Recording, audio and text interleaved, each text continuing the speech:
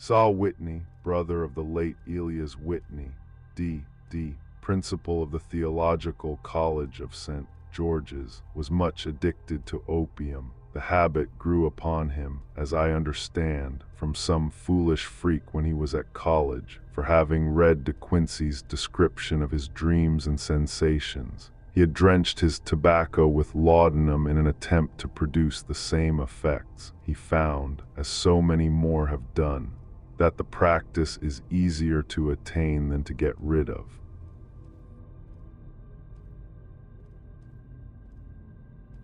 And for many years he continued to be a slave to the drug, an object of mingled horror and pity to his friends and relatives. I can see him now, with yellow, pasty face, drooping lids, and pinpoint pupils, all huddled in a chair, the wreck and ruin of a noble man.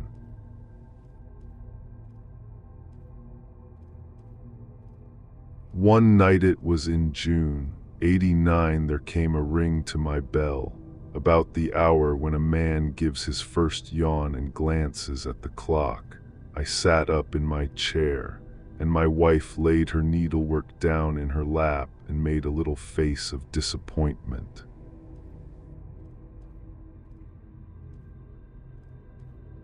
"A patient," said she. "You'll have to go out."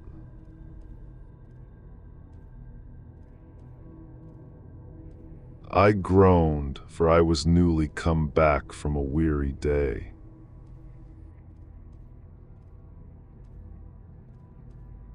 We heard the door open, a few hurried words, and then quick steps upon the linoleum. Our own door flew open, and a lady, clad in some dark-colored stuff, with a black veil, entered the room.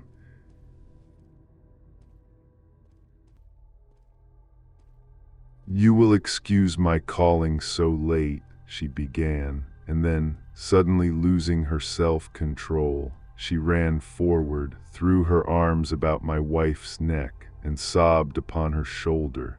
"Oh, I'm in such trouble," she cried. "I do so want a little help."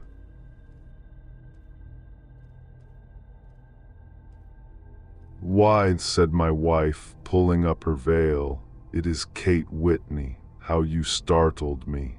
Kate, I had not an idea who you were when you came in."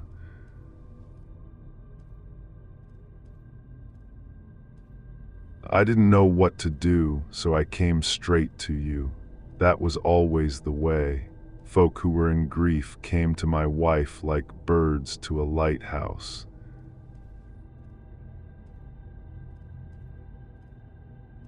"It was very sweet of you to come. Now, you must have some wine and water, and sit here comfortably and tell us all about it.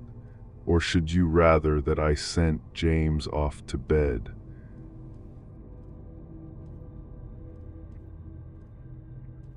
"Oh, no, no, I want the doctor's advice and help, too. It's about Issa. He has not been home for 2 days. I am so frightened about him."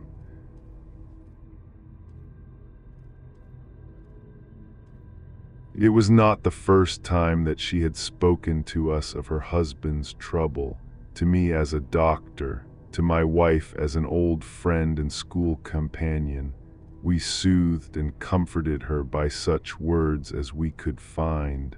Did she know where her husband was? Was it possible that we could bring him back to her?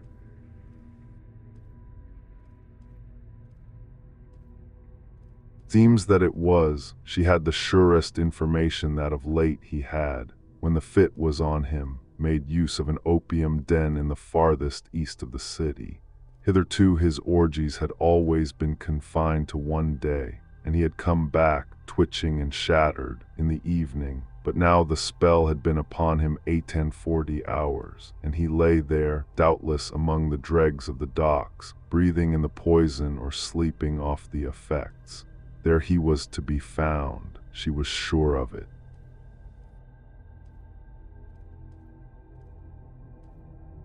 At the Bar of Gold in Upper Swandam Lane, but what was she to do? How could she?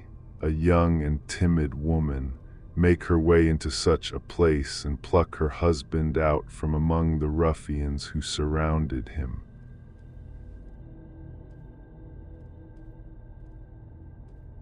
There was the case, and of course there was but one way out of it. Might I not escort her to this place? And then, as a second thought, why should she come at all? I was Issa Whitney's medical advisor, and as such I had influence over him. I could manage it better if I were alone. I promised her on my word that I would send him home in a cab within 2 hours if he were indeed at the address which she had given me.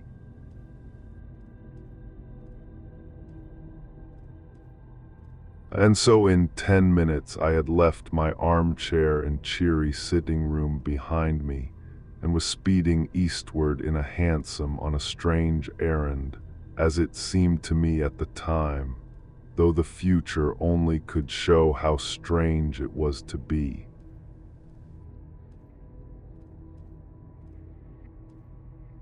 But there was no great difficulty in the first stage of my adventure.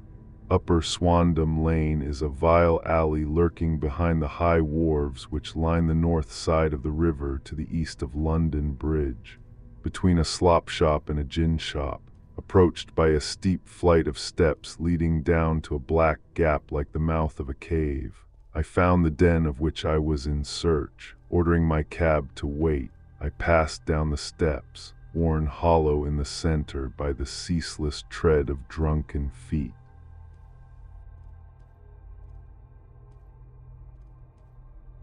And by the light of a flickering oil lamp above the door I found the latch and made my way into a long, low room, thick and heavy with the brown opium smoke, and terraced with wooden berths like the forecastle of an emigrant ship.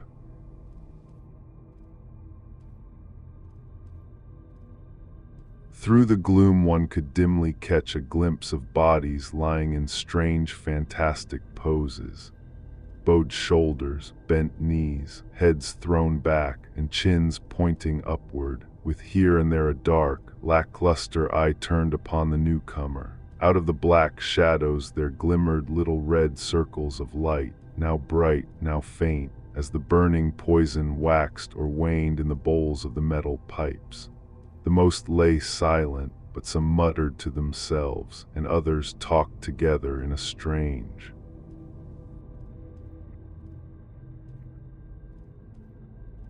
low, monotonous voice, their conversation coming in gushes, and then suddenly tailing off into silence, each mumbling out his own thoughts and paying little heed to the words of his neighbor.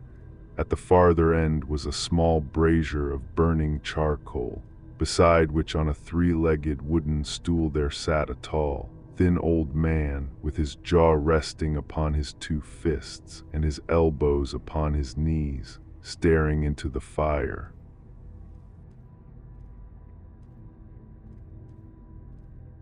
As I entered, a sallow Malay attendant had hurried up with a pipe for me and a supply of the drug, beckoning me to an empty berth.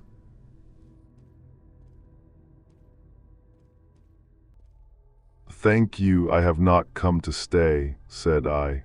"There is a friend of mine here, Mr. Issa Whitney, and I wish to speak with him."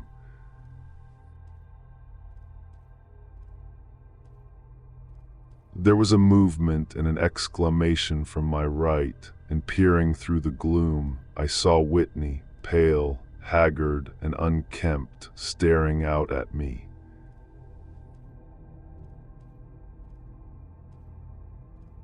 "My God, it's Watson," said he. He was in a pitiable state of reaction, with every nerve in a twitter. "I say, Watson, what o'clock is it?"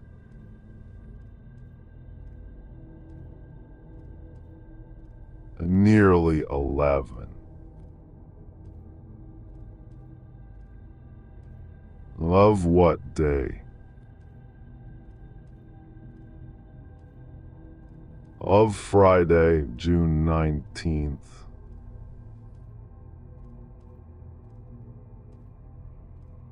Good heavens, I thought it was Wednesday. It is Wednesday. What do you want to frighten a chap for? He sank his face onto his arms and began to sob in a high treble key.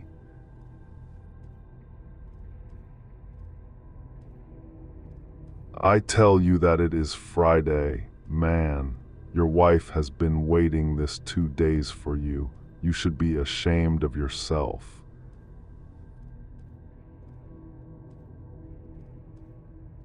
So I am, but you've got mixed, Watson, for I have only been here a few hours, 3 pipes, 4 pipes, I forget how many, but I'll go home with you. I wouldn't frighten Kate, poor little Kate. Give me your hand. Have you a cab?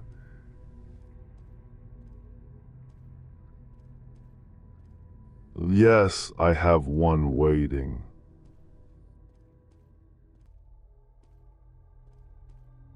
Then I shall go in it, but I must owe something. Find what I owe. Watson, I am all off color. I can do nothing for myself.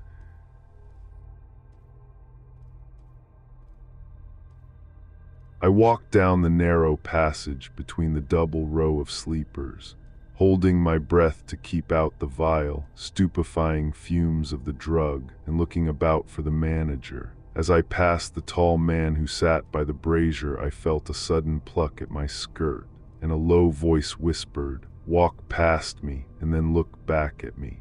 The words fell quite distinctly upon my ear. I glanced down. They could only have come from the old man at my side, and yet he sat now as absorbed as ever.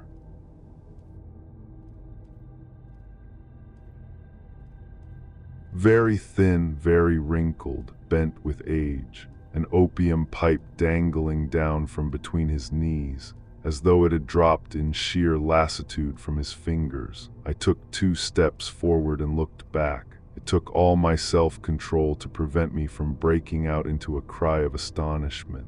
He had turned his back so that none could see him but I. His form had filled out. His wrinkles were gone. The dull eyes had regained their fire, and there,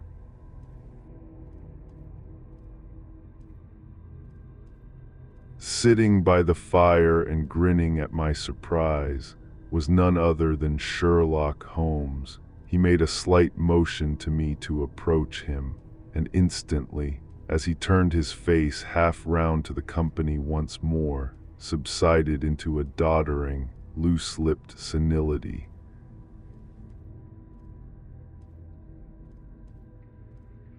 "Holmes," I whispered, "what on earth are you doing in this den?"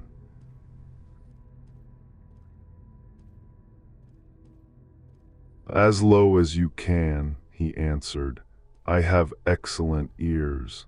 If you would have the great kindness to get rid of that sottish friend of yours, I should be exceedingly glad to have a little talk with you."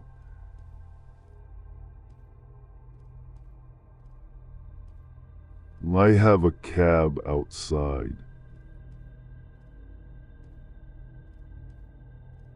"Then pray send him home in it. You may safely trust him, for he appears to be too limp to get into any mischief. I should recommend you also to send a note by the cabman to your wife to say that you have thrown in your lot with me.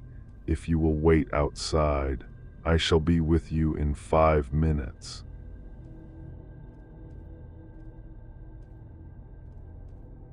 It was difficult to refuse any of Sherlock Holmes' requests, for they were always so exceedingly definite, and put forward with such a quiet air of mastery.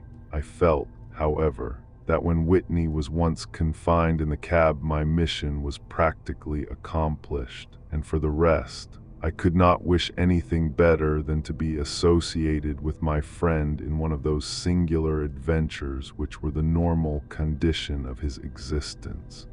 In a few minutes I had written my note.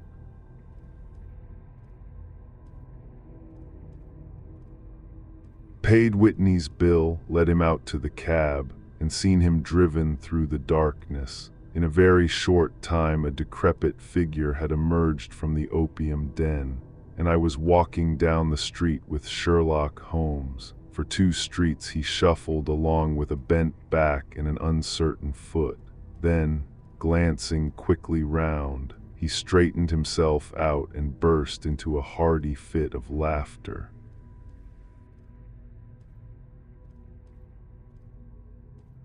"I suppose, Watson," said he, "that you imagine that I have added opium smoking to cocaine injections, and all the other little weaknesses on which you have favored me with your medical views.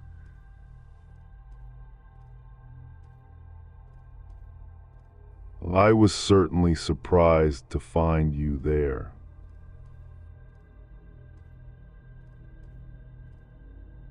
But not more so than I to find you.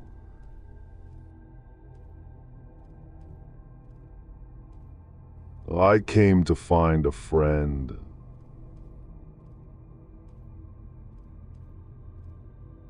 And I to find an enemy.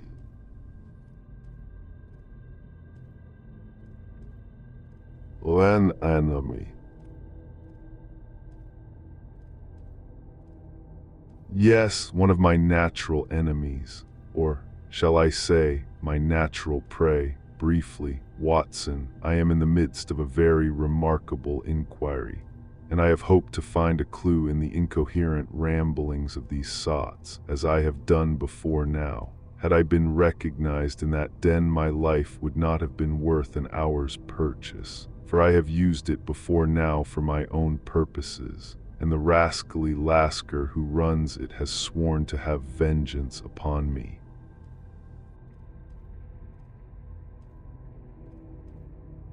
There is a trapdoor at the back of that building, near the corner of Paul's Wharf, which could tell some strange tales of what has passed through it upon the moonless nights.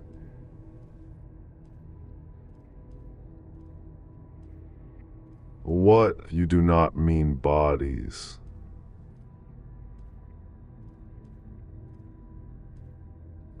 Bodies, Watson. We should be rich men if we had 1,000 for every poor devil who has been done to death in that den. It is the vilest murder trap on the whole riverside, and I fear that Neville sent. Clare has entered it never to leave it more, but our trap should be here. He put his 2 forefingers between his teeth and whistled shrilly a signal which was answered by a similar whistle from the distance, followed shortly by the rattle of wheels and the clink of horses' hoofs.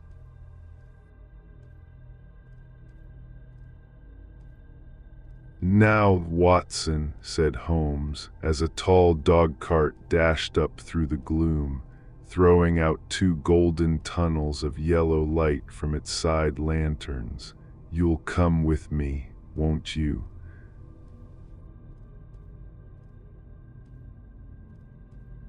"If I can be of use."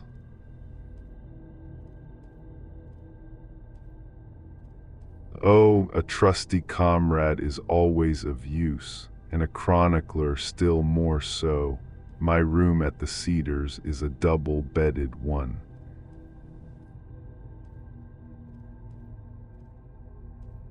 "On the Cedars?"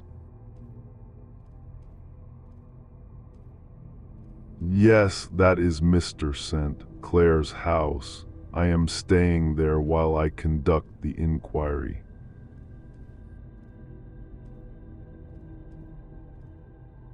"Where is it, then?"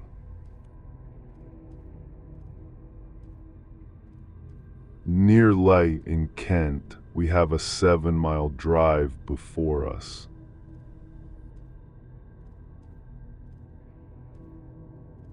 "But I am all in the dark."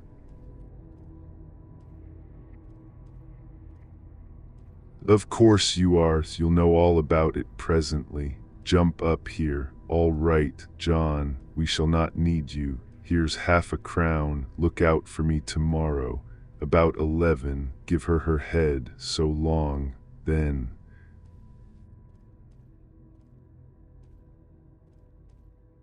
He flicked the horse with his whip, and we dashed away through the endless succession of somber and deserted streets, which widened gradually, until we were flying across a broad balustraded bridge, with the murky river flowing sluggishly beneath us. Beyond lay another dull wilderness of bricks and mortar, its silence broken only by the heavy, regular footfall of the policemen, or the songs and shouts of some belated party of revelers. A dull rack was drifting slowly across the sky.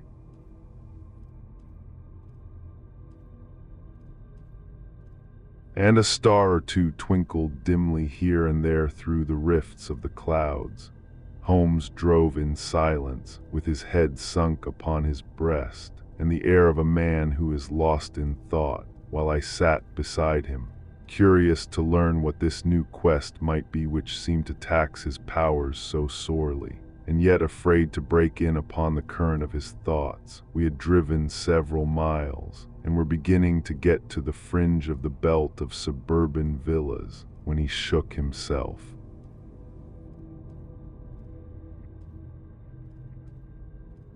Shrugged his shoulders, and lit up his pipe with the air of a man who has satisfied himself that he is acting for the best.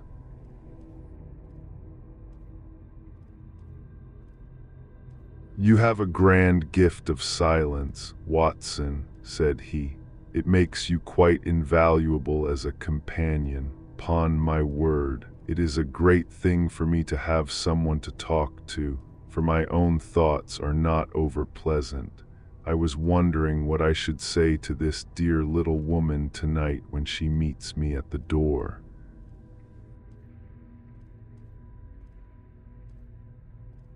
"You forget that I know nothing about it."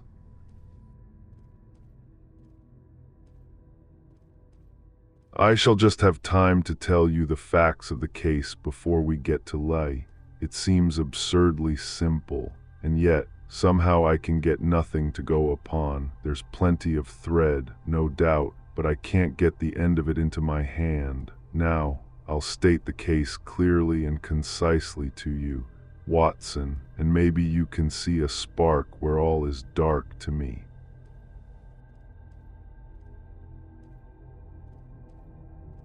"Proceed, then." "Some years ago, to be definite, in May 1884, there came to Lee a gentleman, Neville St. Clair by name, who appeared to have plenty of money. He took a large villa, laid out the grounds very nicely, and lived generally in good style. By degrees he made friends in the neighborhood, and in 1887 he married the daughter of a local brewer, by whom he now has 2 children. He had no occupation.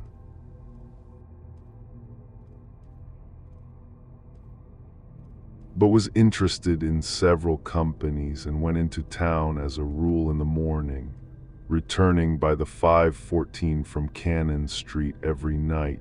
Mr. St. Clair is now 37 years of age, is a man of temperate habits, a good husband, a very affectionate father, and a man who is popular with all who know him. I may add that his whole debts at the present moment, as far as we have been able to ascertain, amount to 8810s.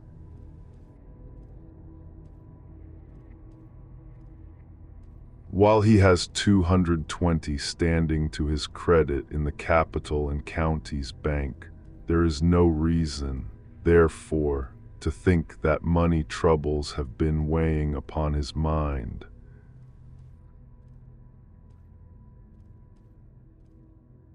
Last Monday Mr. Neville St. Clair went into town rather earlier than usual, remarking before he started that he had 2 important commissions to perform, and that he would bring his little boy home a box of bricks. Now, by the merest chance, his wife received a telegram upon this same Monday, very shortly after his departure.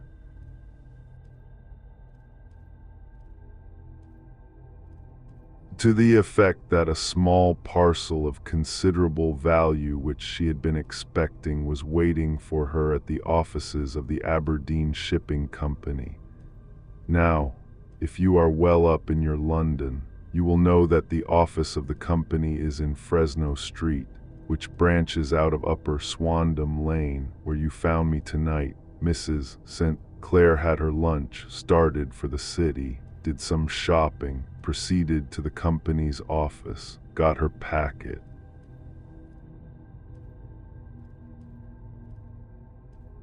and found herself at exactly 4:35 walking through Swandam Lane on her way back to the station.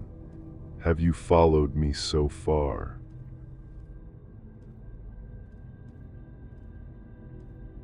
It is very clear.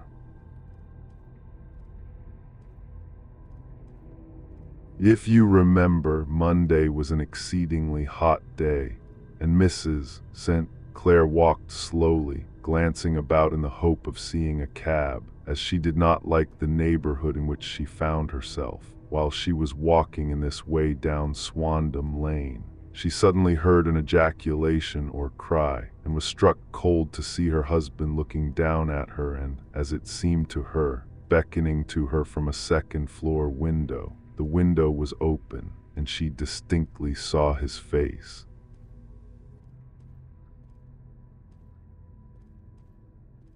which she describes as being terribly agitated. He waved his hands frantically to her, and then vanished from the window so suddenly that it seemed to her that he had been plucked back by some irresistible force from behind. One singular point which struck her quick feminine eye was that although he wore some dark coat, such as he had started to town in, he had on neither collar nor necktie.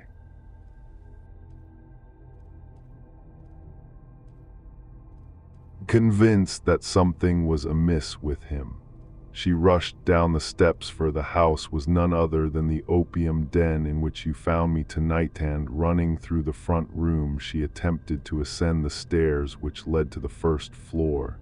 At the foot of the stairs, however, she met this Lascar scoundrel of whom I have spoken, who thrust her back and, aided by a Dane who acts as assistant there, pushed her out into the street, filled with the most maddening doubts and fears.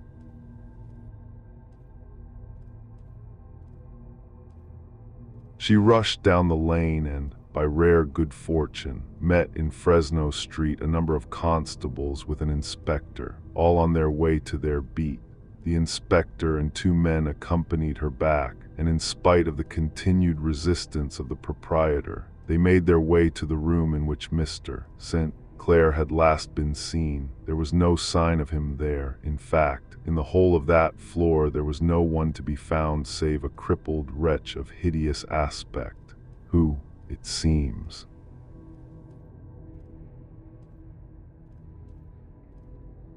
made his home there. Both he and the Lascar stoutly swore that no one else had been in the front room during the afternoon. So determined was their denial that the inspector was staggered, and had almost come to believe that Mrs. St. Clair had been deluded when, with a cry, she sprang at a small deal box which lay upon the table and tore the lid from it. Out there fell a cascade of children's bricks. It was the toy which he had promised to bring home.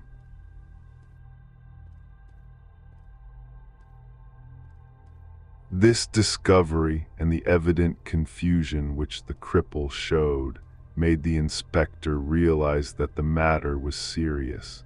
The rooms were carefully examined, and results all pointed to an abominable crime. The front room was plainly furnished as a sitting room and led into a small bedroom, which looked out upon the back of one of the wharves. Between the wharf and the bedroom window is a narrow strip,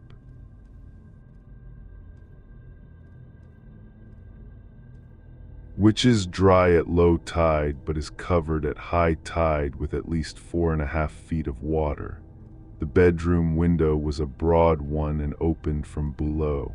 On examination, traces of blood were to be seen upon the windowsill, and several scattered drops were visible upon the wooden floor of the bedroom. Thrust away behind a curtain in the front room were all the clothes of Mr. Neville St. Clair, with the exception of his coat, his boots, his socks, his hat.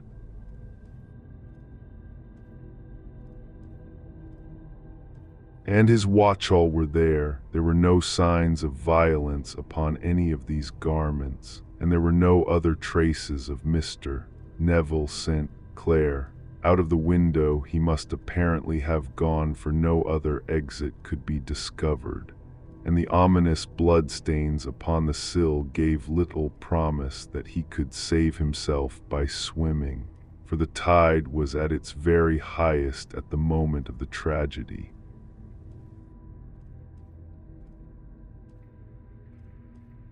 And now as to the villains who seemed to be immediately implicated in the matter.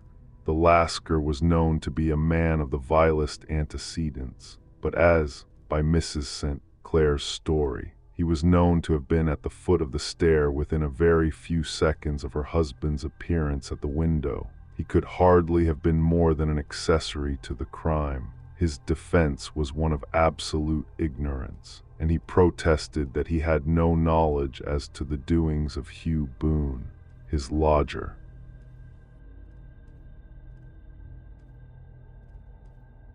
And that he could not account in any way for the presence of the missing gentleman's clothes.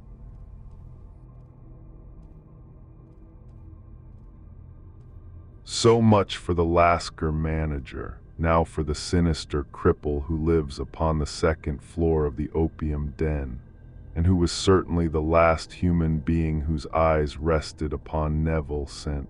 Clair. His name is Hugh Boone, and his hideous face is one which is familiar to every man who goes much to the city.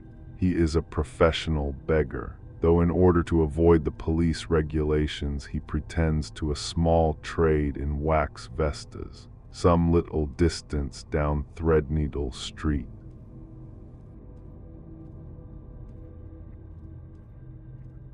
Upon the left-hand side there is, as you may have remarked, a small angle in the wall. Here it is that this creature takes his daily seat, cross-legged with his tiny stock of matches on his lap, and as he is a piteous spectacle, a small rain of charity descends into the greasy leather cap which lies upon the pavement beside him.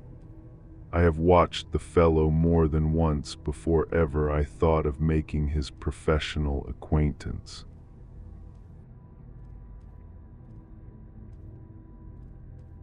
And I have been surprised at the harvest which he has reaped in a short time. His appearance, you see, is so remarkable that no one can pass him without observing him.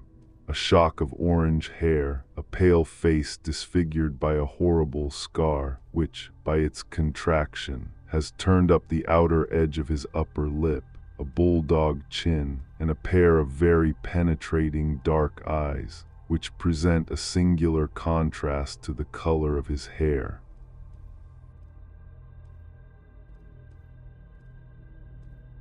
All mark him out from amid the common crowd of mendicants, and so, too, does his wit, for he is ever ready with a reply to any piece of chaff which may be thrown at him by the passers-by.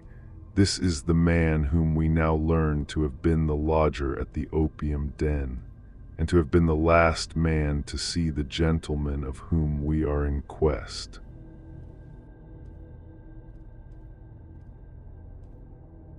But a cripple, said I. What could he have done single-handed against a man in the prime of life?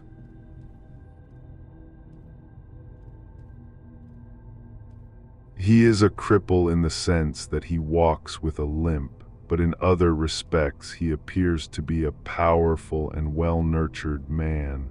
Surely your medical experience would tell you, Watson, that weakness in one limb is often compensated for by exceptional strength in the others.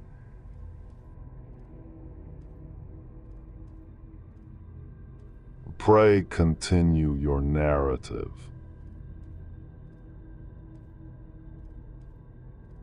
Mrs. St. Clair had fainted at the sight of the blood upon the window, and she was escorted home in a cab by the police, as her presence could be of no help to them in their investigations. Inspector Barton, who had charge of the case, made a very careful examination of the premises, but without finding anything which threw any light upon the matter. One mistake had been made in not arresting Boone instantly.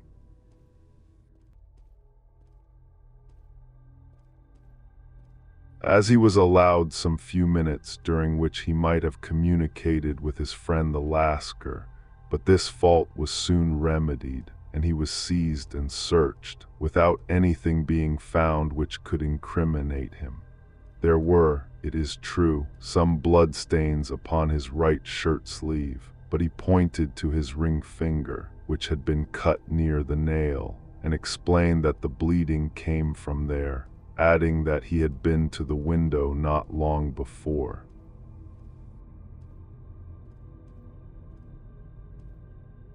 And that the stains which had been observed there came doubtless from the same source.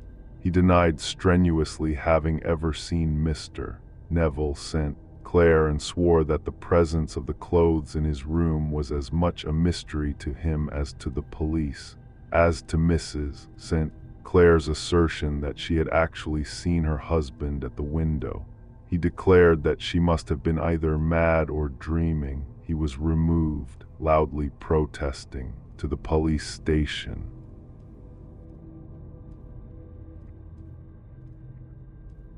While the inspector remained upon the premises in the hope that the ebbing tide might afford some fresh clue.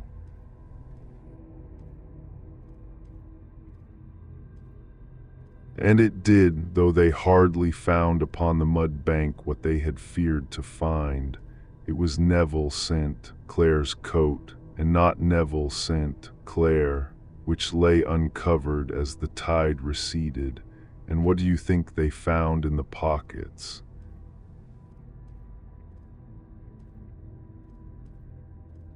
I cannot imagine. No, I don't think you would guess. Every pocket stuffed with pennies and half pennies for 21 pennies and 270 half pennies. It was no wonder that it had not been swept away by the tide. But a human body is a different matter. There is a fierce eddy between the wharf and the house. It seemed likely enough that the weighted coat had remained when the stripped body had been sucked away into the river.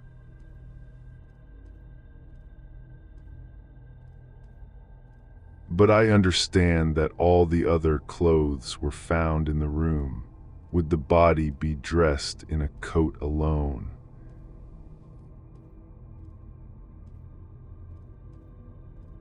No, sir, but the facts might be met speciously enough.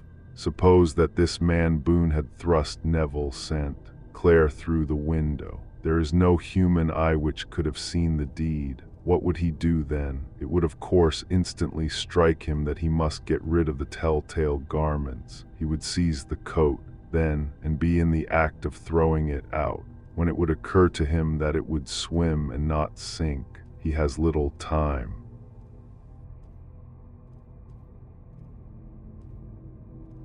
For he has heard the scuffle downstairs when the wife tried to force her way up, and perhaps he has already heard from his Lascar confederate that the police are hurrying up the street. There is not an instant to be lost. He rushes to some secret hoard, where he has accumulated the fruits of his beggary, and he stuffs all the coins upon which he can lay his hands into the pockets to make sure of the coat's sinking. He throws it out.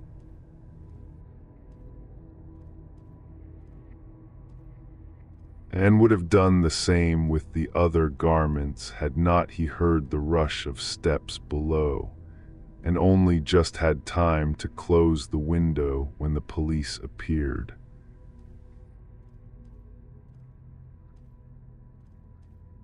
It certainly sounds feasible.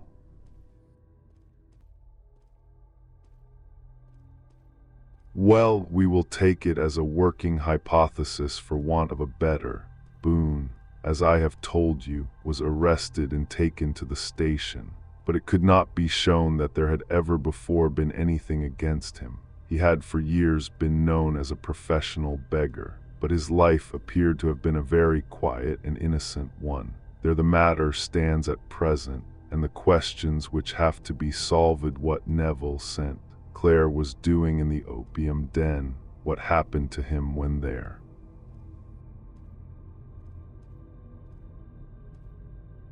Where is he now, and what Hugh Boone had to do with his disappearance are all as far from a solution as ever. I confess that I cannot recall any case within my experience which looked at the first glance so simple, and yet which presented such difficulties.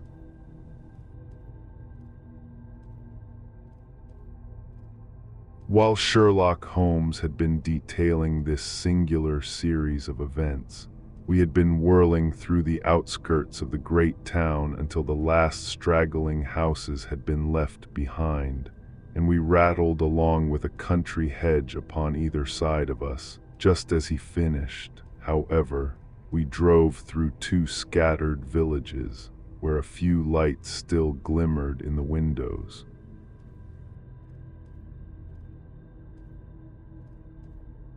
"We are on the outskirts of Ley," said my companion.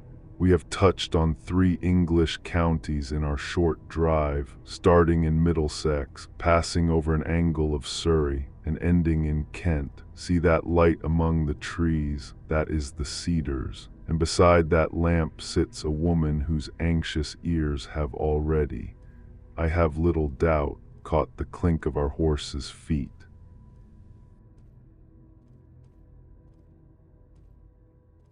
"But why are you not conducting the case from Baker Street?" I asked.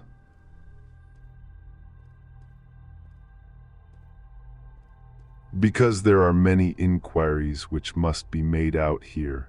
Mrs. St. Clair has most kindly put 2 rooms at my disposal, and you may rest assured that she will have nothing but a welcome for my friend and colleague. I hate to meet her, Watson, when I have no news of her husband. Here we are, woe, there, woe."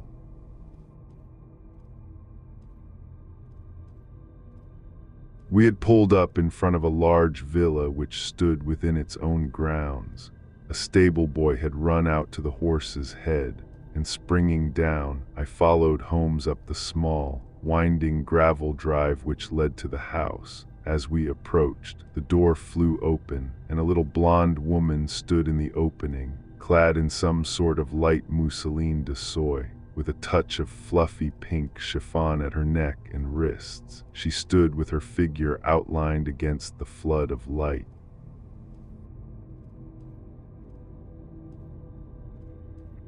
One hand upon the door, one half raised in her eagerness, her body slightly bent, her head and face protruded, with eager eyes and parted lips, a standing question.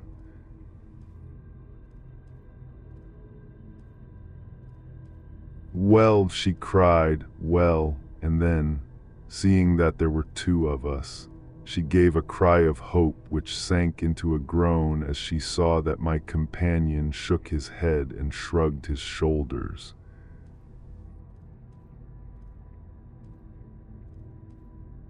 "No good news. None. No bad. No. Thank God for that, but come in. You must be weary, for you have had a long day."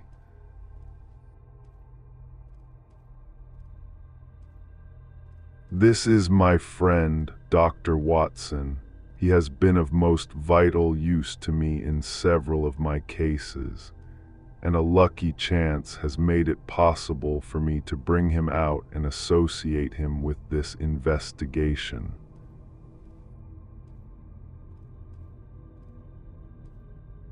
I am delighted to see you, said she, pressing my hand warmly. You will, I am sure, forgive anything that may be wanting in our arrangements, when you consider the blow which has come so suddenly upon us.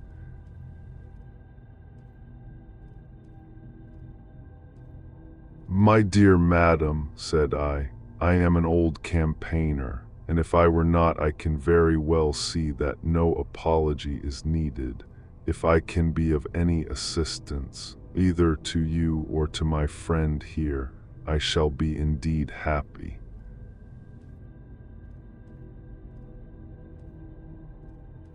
Now, Mr. Sherlock Holmes, said the lady as we entered a well-lit dining room, upon the table of which a cold supper had been laid out, I should very much like to ask you one or two plain questions, to which I beg that you will give a plain answer.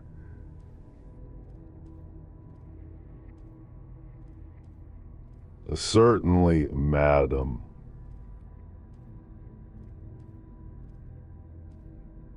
Do not trouble about my failings. I am not hysterical, nor given to fainting. I simply wish to hear your real opinion.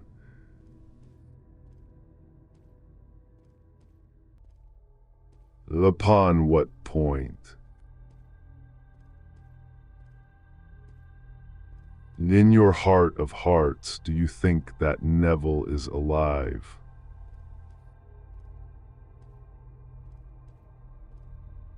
Sherlock Holmes seemed to be embarrassed by the question. Frankly, now, she repeated, standing upon the rug and looking keenly down at him as he leaned back in a basket chair.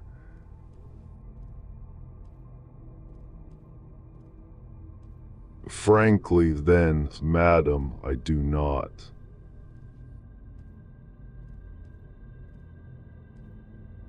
You think that he is dead?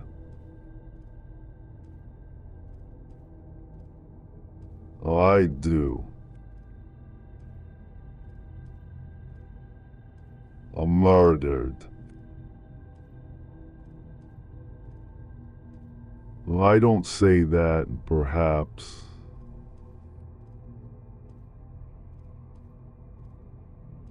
And on what day did he meet his death?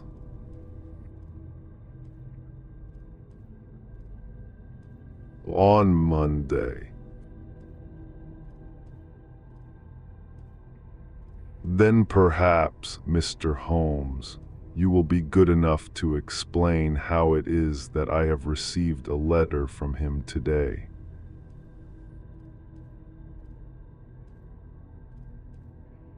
Sherlock Holmes sprang out of his chair as if he had been galvanized.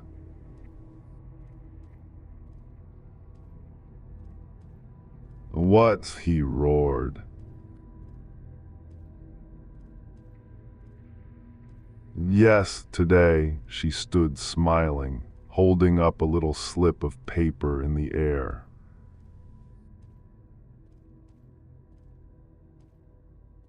Well, may I see it? Certainly. He snatched it from her in his eagerness, and smoothing it out upon the table, he drew over the lamp and examined it intently. I had left my chair and was gazing at it over his shoulder. The envelope was a very coarse one and was stamped with the Gravesend postmark and with the date of that very day, or rather of the day before, for it was considerably after midnight.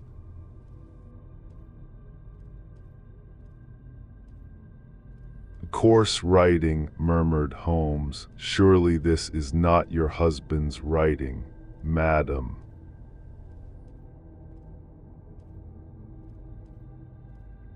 No, but the enclosure is.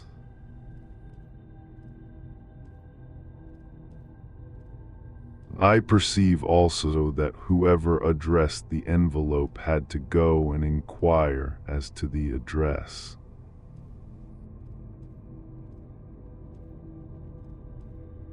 How can you tell that? The name, you see, is in perfectly black ink, which has dried itself. The rest is of the grayish color, which shows that blotting paper has been used. If it had been written straight off and then blotted, none would be of a deep black shade. This man has written the name, and there has then been a pause before he wrote the address, which can only mean that he was not familiar with it. It is, of course, a trifle, but there is nothing so important as trifles. Let us now see the letter.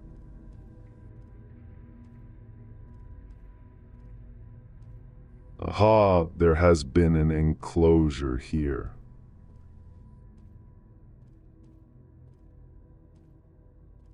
Yes, there was a ring, his signet ring.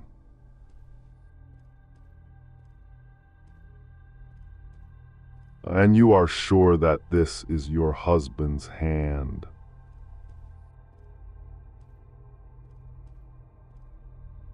One of his hands. One.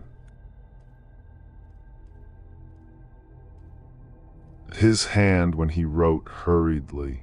It is very unlike his usual writing, and yet I know it well.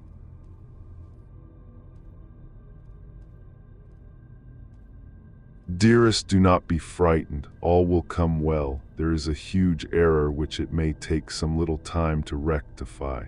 Wait in patience. Nevill, written in pencil upon the flyleaf of a book, octavo size, no watermark.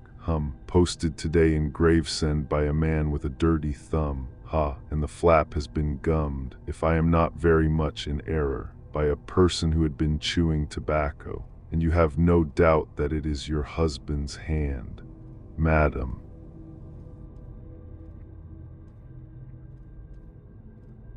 None, Neville wrote those words.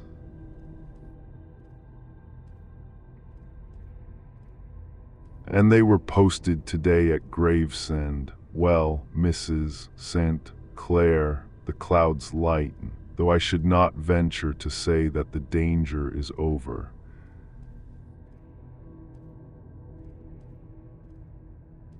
But he must be alive, Mr. Holmes.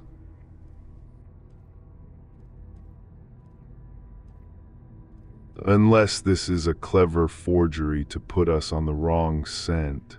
The ring, after all, proves nothing. It may have been taken from him.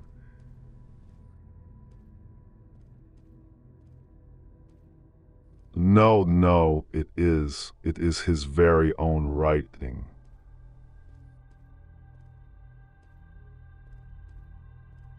Very well, it may, however, have been written on Monday and only posted today.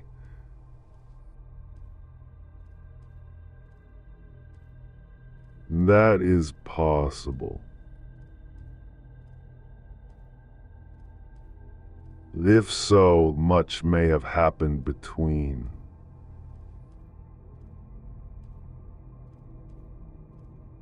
Oh, you must not discourage me, Mr. Holmes. I know that all is well with him. There is so keen a sympathy between us that I should know if evil came upon him. On the very day that I saw him last, he cut himself in the bedroom, and yet I in the dining room rushed upstairs instantly with the utmost certainty that something had happened. Do you think that I would respond to such a trifle and yet be ignorant of his death?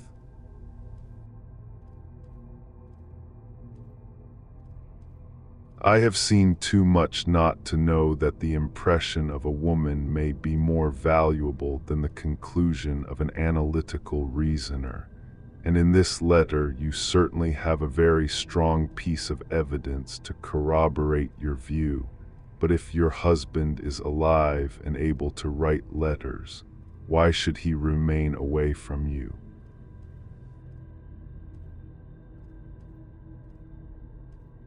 I cannot imagine. It is unthinkable.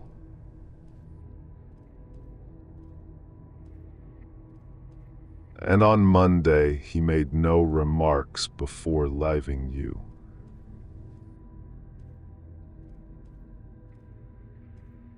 No. And you were surprised to see him in Swandam Lane.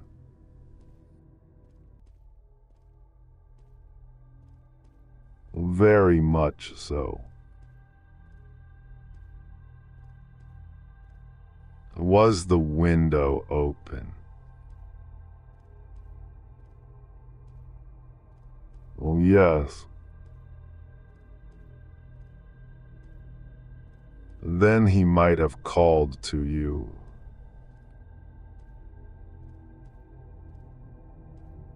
Well, he might. He only, as I understand, gave an inarticulate cry.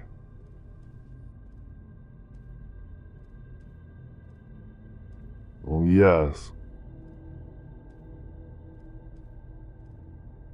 A call for help, you thought.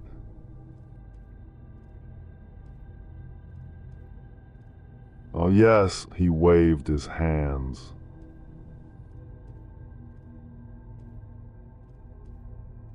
But it might have been a cry of surprise. Astonishment at the unexpected sight of you might cause him to throw up his hands.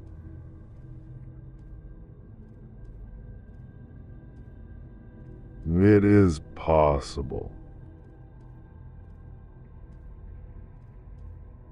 And you thought he was pulled back.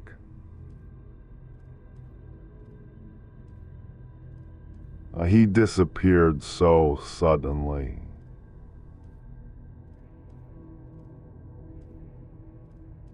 He might have leaped back. You did not see anyone else in the room.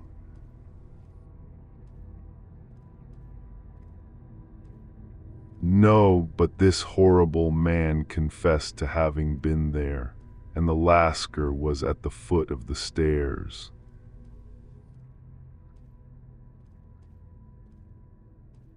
And quite so, your husband, as far as you could see, had his ordinary clothes on.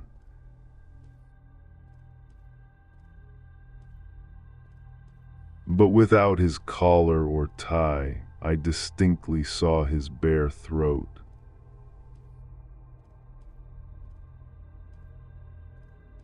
Had he ever spoken of Swandam Lane?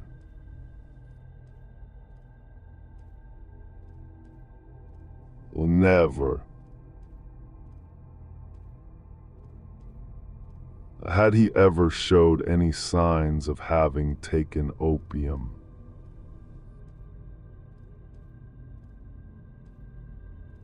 Well, never. Thank you, Mrs. St. Clair. Those are the principal points about which I wish to be absolutely clear. We shall now have a little supper and then retire, for we may have a very busy day tomorrow.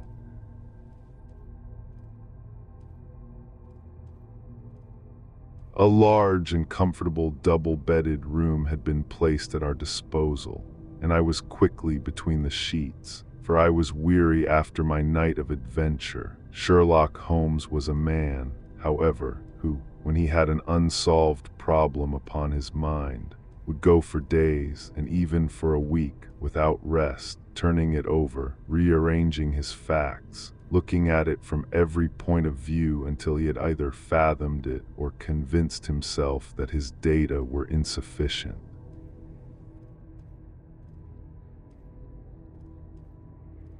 It was soon evident to me that he was now preparing for an all-night sitting.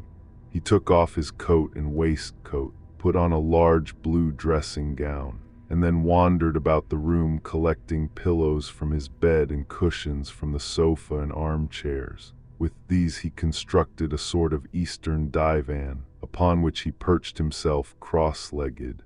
with an ounce of shag tobacco and a box of matches laid out in front of him.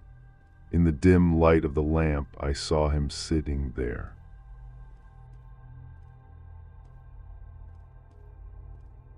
Old briar pipe between his lips, his eyes fixed vacantly upon the corner of the ceiling, the blue smoke curling up from him, silent, motionless, with the light shining upon his strong-set aquiline features. So he sat as I dropped off to sleep, and so he sat when a sudden ejaculation caused me to wake up, and I found the summer sun shining into the apartment. The pipe was still between his lips, the smoke still curled upward, and the room was full of a dense tobacco haze.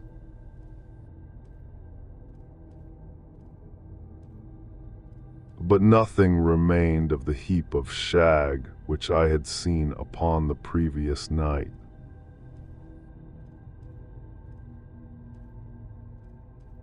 "Awake, Watson?" he asked.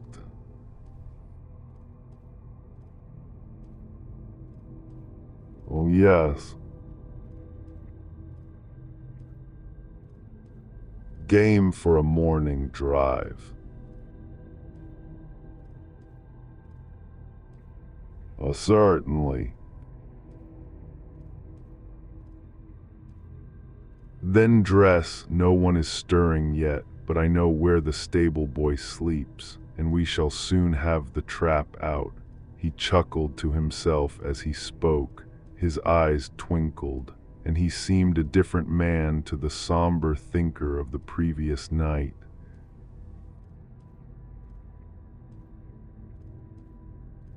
As I dressed, I glanced at my watch. It was no wonder that no one was stirring. It was 25 minutes past 4. I had hardly finished when Holmes returned with the news that the boy was putting in the horse.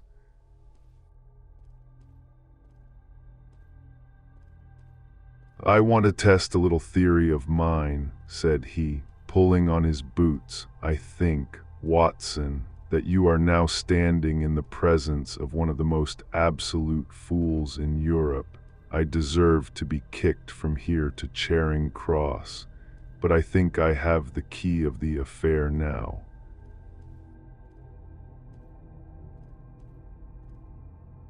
"And then where is it?" I asked, smiling.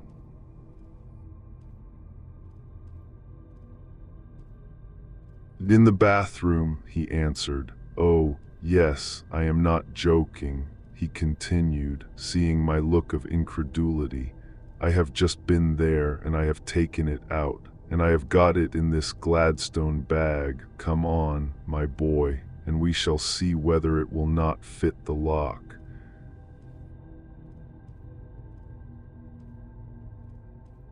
We made our way downstairs as quietly as possible, and out into the bright morning sunshine. In the road stood our horse and trap, with the half-clad stable boy waiting at the head. We both sprang in, and away we dashed down the London road. A few country carts were stirring, bearing in vegetables to the metropolis, but the lines of villas on either side were as silent and lifeless as some city in a dream.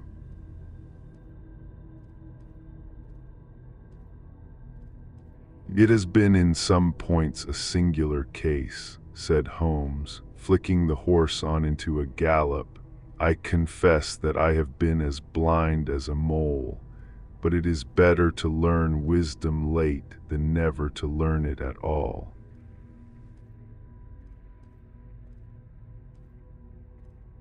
In town, the earliest risers were just beginning to look sleepily from their windows as we drove through the streets of the Surrey side. Passing down the Waterloo Bridge Road, we crossed over the river, and dashing up Wellington Street, wheeled sharply to the right and found ourselves in Bow Street. Sherlock Holmes was well known to the force, and the two constables at the door saluted him.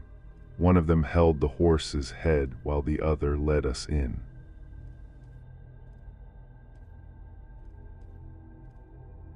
"Who is on duty?" asked Holmes.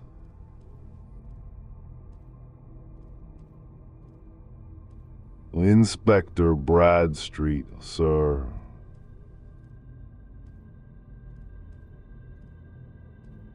Bradstreet, how are you? A tall, stout official had come down the stone-flagged passage, in a peaked cap and frogged jacket. I wish to have a quiet word with you, Bradstreet.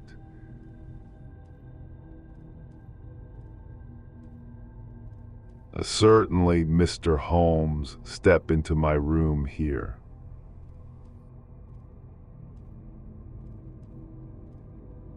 It was a small, office-like room with a huge ledger upon the table and a telephone projecting from the wall. The inspector sat down at his desk.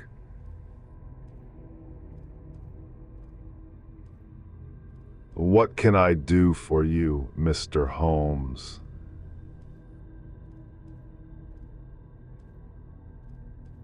I called about that beggarman, Buneth, one who was charged with being concerned in the disappearance of Mr. Neville St. Clair of Ley.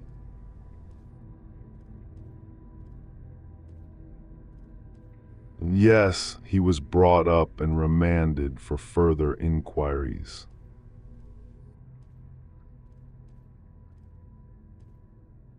So I heard you have him here.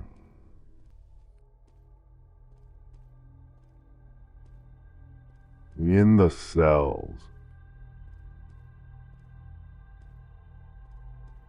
Is he quiet? Oh, he gives no trouble, but he is a dirty scoundrel.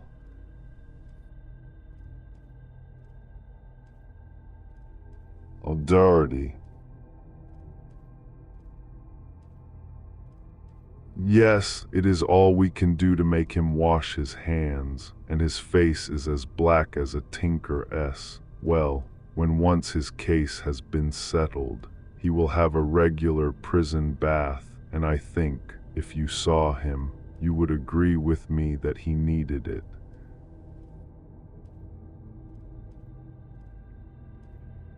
I should like to see him very much.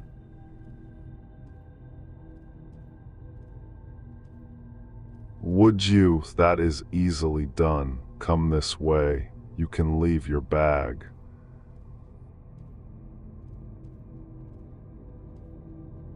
No, I think that I'll take it.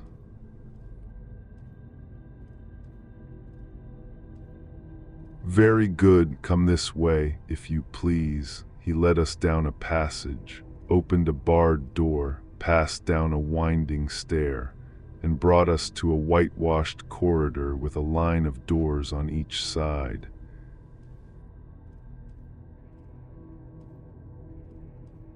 The third on the right is his, said the inspector. Here it is. He quietly shot back a panel in the upper part of the door and glanced through.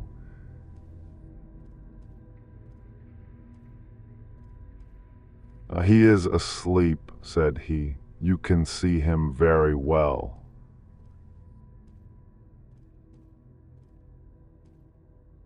We both put our eyes to the grating. The prisoner lay with his face towards us, in a very deep sleep, breathing slowly and heavily. He was a middle-sized man, coarsely clad as became his calling, with a colored shirt protruding through the rent in his tattered coat. He was, as the inspector had said, extremely dirty, but the grime which covered his face could not conceal its repulsive ugliness. A broad wheal from an old scar ran right across it from eye to chin.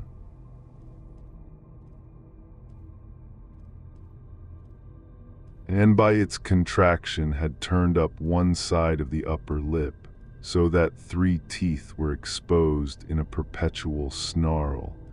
A shock of very bright red hair grew low over his eyes and forehead.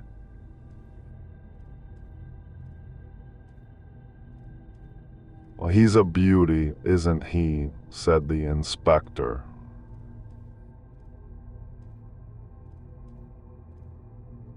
"He certainly needs a wash," remarked Holmes. "I had an idea that he might, and I took the liberty of bringing the tools with me."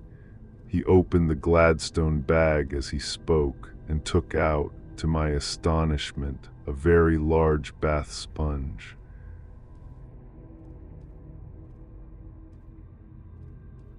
You are a funny one," chuckled the inspector.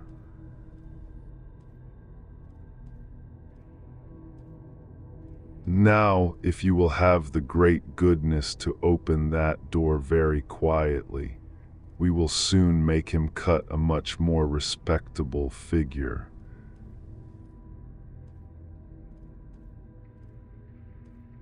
"Well, I don't know why not," said the inspector.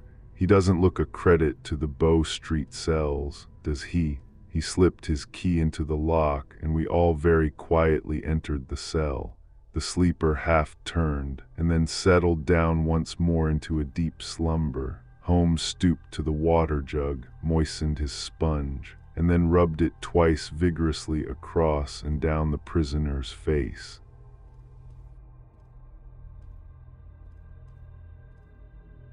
"Let me introduce you," he shouted, "to Mr. Neville St. Clair of Lye, in the county of Kent."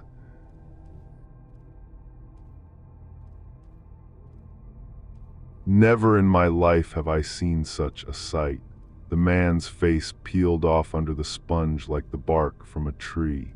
Gone was the coarse brown tint. Gone, too, was the horrid scar which had seamed it across, and the twisted lip which had given the repulsive sneer to the face. A twitch brought away the tangled red hair, and there, sitting up in his bed, was a pale, sad-faced, refined-looking man, black-haired and smooth-skinned, rubbing his eyes and staring about him with sleepy bewilderment.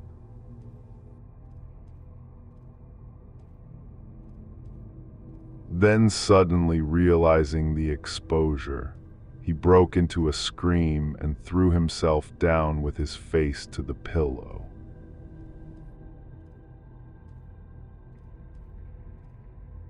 "Great heavens!" cried the inspector. "It is, indeed, the missing man. I know him from the photograph."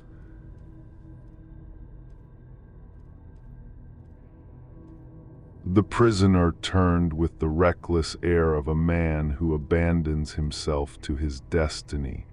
"Be it so," said he, "and pray what am I charged with?"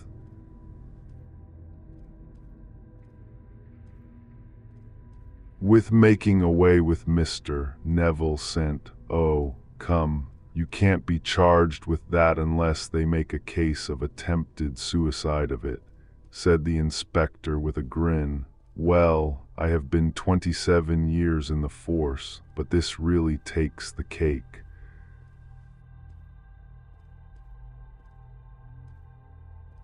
"If I am Mr. Neville St. Clair, then it is obvious that no crime has been committed, and that, therefore, I am illegally detained."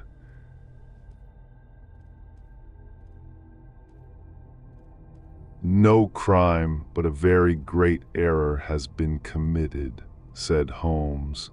"You would have done better to have trusted your wife."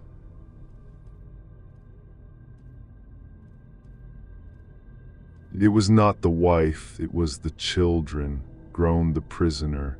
"God help me, I would not have them ashamed of their father. My God, what an exposure, what can I do?"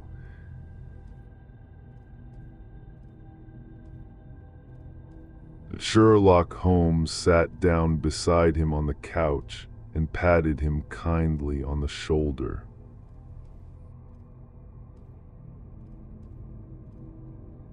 "If you leave it to a court of law to clear the matter up," said he, "of course you can hardly avoid publicity. On the other hand, if you convince the police authorities that there is no possible case against you, I do not know that there is any reason that the details should find their way into the papers. Inspector Bradstreet would, I am sure, make notes upon anything which you might tell us and submit it to the proper authorities.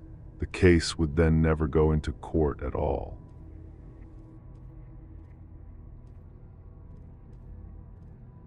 God bless you, cried the prisoner passionately. I would have endured imprisonment, aye, even execution, rather than have left my miserable secret as a family blot to my children.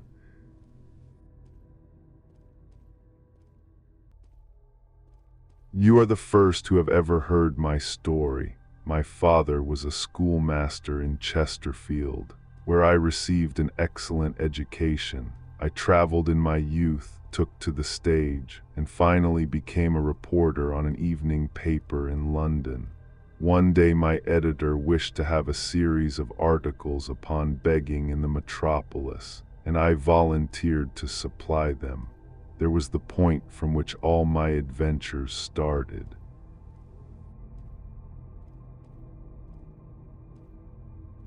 It was only by trying begging as an amateur that I could get the facts upon which to base my articles. When an actor I had, of course, learned all the secrets of making up and had been famous in the green room for my skill. I took advantage now of my attainments. I painted my face, and to make myself as pitiable as possible, I made a good scar and fixed one side of my lip in a twist by the aid of a small slip of flesh-colored plaster, then with a red head of hair.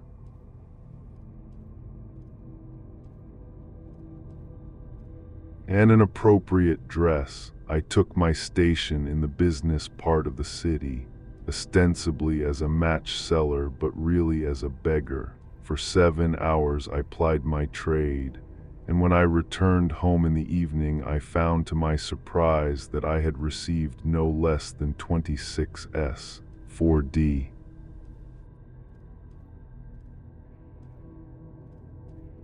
I wrote my articles and thought little more of the matter until, some time later, I backed a bill for a friend and had a writ served upon me for 25. I was at my wits' end where to get the money, but a sudden idea came to me. I begged a fortnight's grace from the creditor, asked for a holiday from my employers, and spent the time in begging in the city under my disguise. In 10 days I had the money and had paid the debt.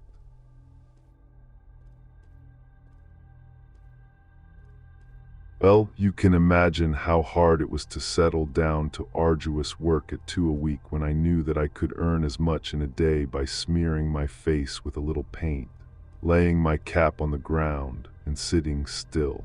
It was a long fight between my pride and the money, but the dollars won at last, and I threw up reporting and sat day after day in the corner which I had first chosen, inspiring pity by my ghastly face and filling my pockets with coppers. Only one man knew my secret.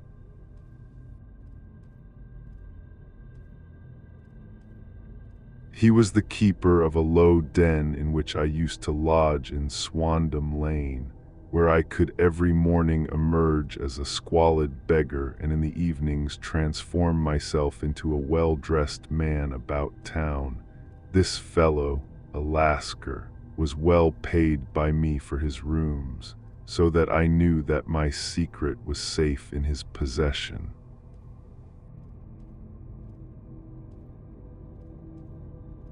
Well, very soon I found that I was saving considerable sums of money.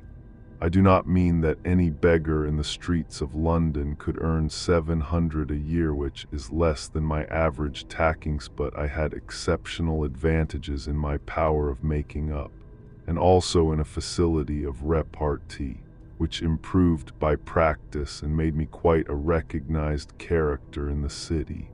All day a stream of pennies, varied by silver, poured in upon me.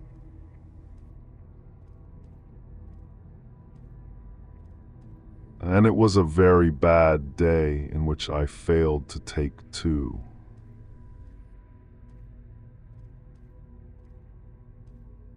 As I grew richer, I grew more ambitious, took a house in the country, and eventually married, without anyone having a suspicion as to my real occupation. My dear wife knew that I had business in the city. She little knew what.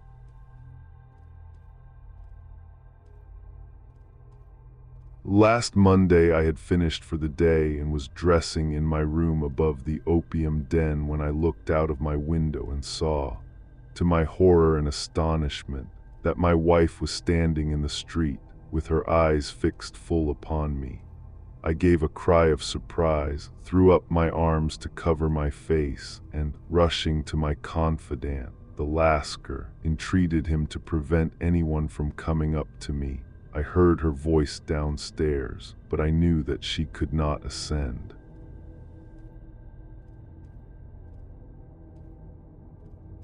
Swiftly I threw off my clothes, pulled on those of a beggar, and put on my pigments and wig. Even a wife's eyes could not pierce so complete a disguise. But then it occurred to me that there might be a search in the room, and that the clothes might betray me. I threw open the window, reopening by my violence a small cut which I had inflicted upon myself in the bedroom that morning. Then I seized my coat.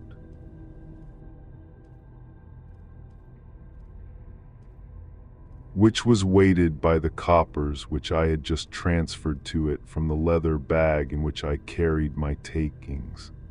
I hurled it out of the window, and it disappeared into the Thames. The other clothes would have followed, but at that moment there was a rush of constables up the stair, and a few minutes after I found, rather, I confess, to my relief, that instead of being identified as Mr. Neville St. Clair, I was arrested as his murderer.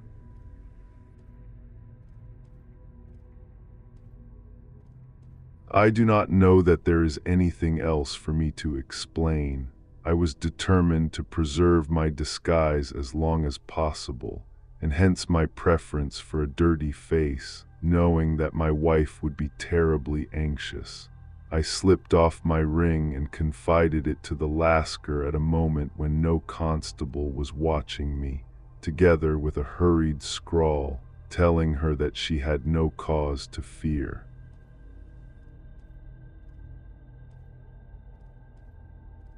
"That note only reached her yesterday," said Holmes.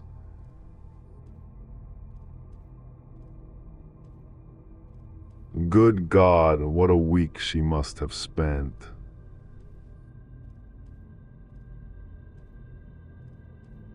"The police have watched this Lascar," said Inspector Bradstreet, "and I can quite understand that he might find it difficult to post a letter unobserved. Probably he handed it to some sailor customer of his, who forgot all about it for some days."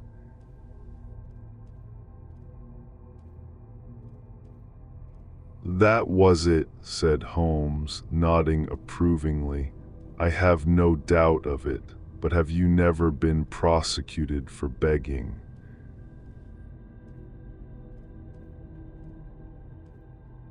"Many times, but what was a fine to me?"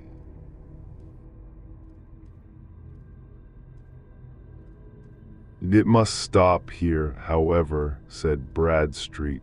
"If the police are to hush this thing up, there must be no more of Hugh Boone."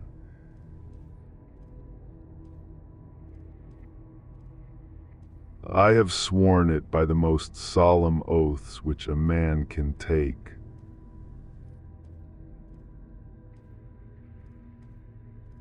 "In that case, I think that it is probable that no further steps may be taken, but if you are found again, then all must come out. I am sure, Mr. Holmes, that we are very much indebted to you for having cleared the matter up.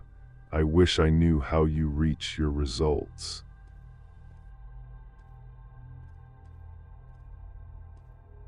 "I reached this one," said my friend, "by sitting upon 5 pillows and consuming an ounce of shag.